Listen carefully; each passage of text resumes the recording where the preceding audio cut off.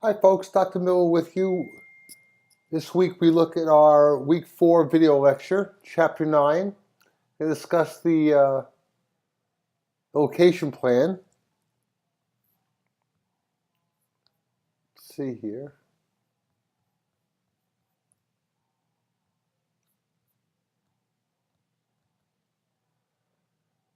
As we study this chapter, we look at the 5 key factors in locating a brick and mortar startup and discuss the challenges of equipping a physical facility.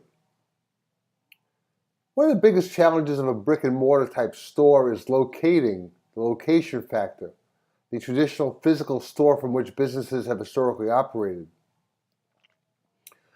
The importance of the location decision cannot be underestimated because it involves high cost of constructing a physical location, and the choice of location can have a definite impact on the eventual success of the business. The type of business affects the importance of the business location to customers. Location options for the startup include the traditional brick and mortar. Could be an entrepreneur's home, as it is with my case. I have an office built into my home, or a web-based startup. In determining a good business location, the optimum location involves customer accessibility, factors that relate to the business environmental conditions, resource availability, depending upon what type of business you have, the entrepreneur's personal preference in terms of travel time, expense, and risk, and the site and availability costs. Other factors in selecting location might include the life cycle stage of the area. For example, is the site you're looking at in the embryonic, mature, or declining stage? Is there safety and security in the area? What about the neighborhood mix? Is the site you're looking at accessible to customers in terms of traffic and convenience? What about the business environmental conditions, the climate-related conditions, the presence of established competitors, regulations, zoning and legal requirements, cost of living? What about the availability of resources, the nearness to raw materials, the availability of a suitable labor supply if you're a labor-intensive business? Also relates to the personal preference of the entrepreneur. I speak to you from experience here that as an entrepreneur, my choices have been for a home-based internet type of business, which works very well for me, fits my community, my lifestyle, and I'm very familiar with where I am and time and distance also. Okay. In terms of designing and equipping the physical facilities, you have to consider the physical facility should be of adequate size and accommodation, not too large or luxurious, but keep our mind on costs. Other considerations include lighting, restroom facilities, heating and air conditioning, age and condition of building, entrances and exits, build-out costs. The ideal building meets the functional requirements of the business and would project the appropriate image to customers and the public at large. Small businesses typically choose buying over leasing. The consideration is, do you prefer to buy or lease your business equipment?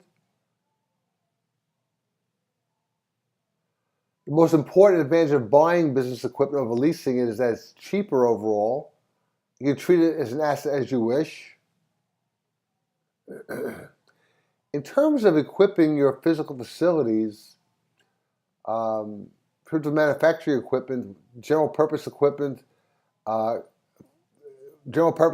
can serve many functions in a production system, has good resale value, flexible production and low purchase cost. And you need to consider if there's any special purpose equipment. You have to consider whether you're a retail store and the office equipment. Retail stores involve display racks, sales counters, cash registers, point of sale systems.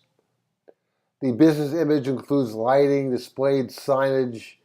It takes experience and some know-how. If you don't have that, I suggest you obtain it. Office equipment for the store, computers, fax machines, telephone systems, the technical support, file cabinets. Now, considering locating the startup in the entrepreneur's home, which I have, a home-based business is a business that maintains its primary facility in the residence of its owner. Typically, for me, it's had low startup and overhead costs, tremendous convenience, and advances in office equipment and connectivity allow my small home-based business to compete with larger type businesses. I'm a certified financial planner and educator. Some common reasons for starting a home-based business: to get up and running quickly and cheaply, save time and money on commuting, something interesting to do and get paid for it, be my own boss, spend time with family. The challenges of home-based business, depending upon what type of business you have, might include the business image, legal considerations, and family and business conflicts.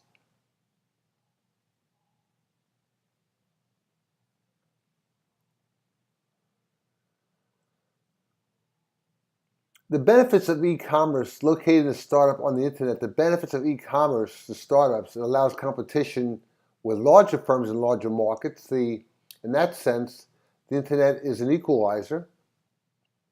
Helps with cash flow problems by compressing the sales cycle. Builds even better customer relationships through better service. Electronic customer relationship marketing, for example. Some factors that affect e-commerce choice include technical limitations and non-technical limitations. Technical limitations may include website development and maintenance costs, insufficient bandwidth, upgrading software, while non-technical limitations might include such things as privacy of customer transactions, customer information security.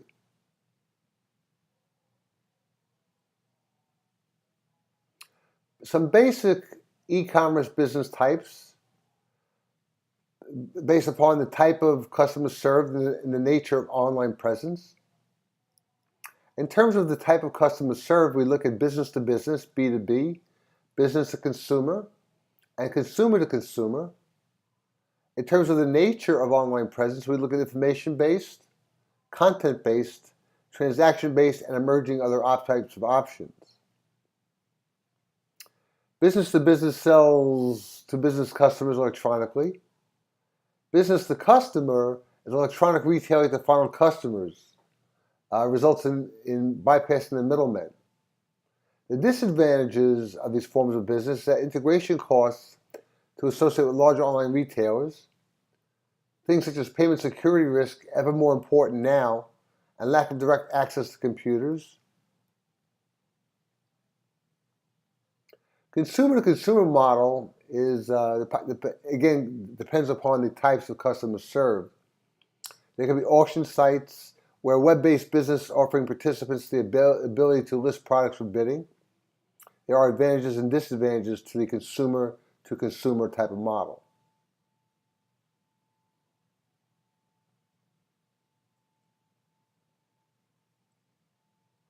Let's see here.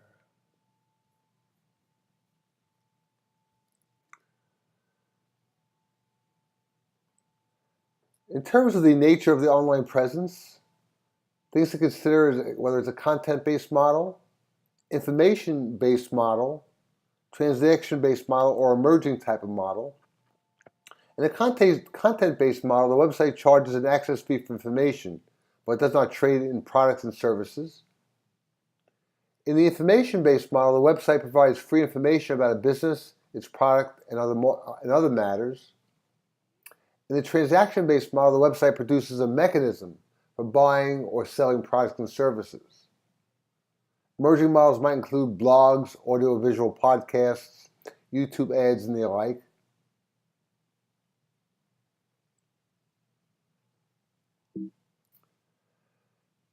The internet-based business and the part-time startup advantage. Advantages of part-time startup. It allows you to keep your income flowing, not interrupted if the venture fails. You do it part-time.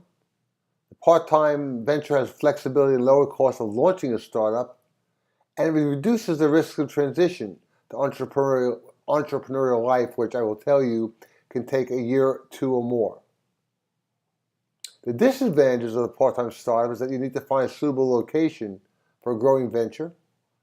Could be involvement with startup conflicts with personal life, your family, your other job. And there's always the risk of failure of startup after leaving your present job, which is very frightening. Well, I hope this presentation has helped you to better take a look at the types of location plan thinking in terms of developing your own small business. I've enjoyed being with you, Dr. Miller.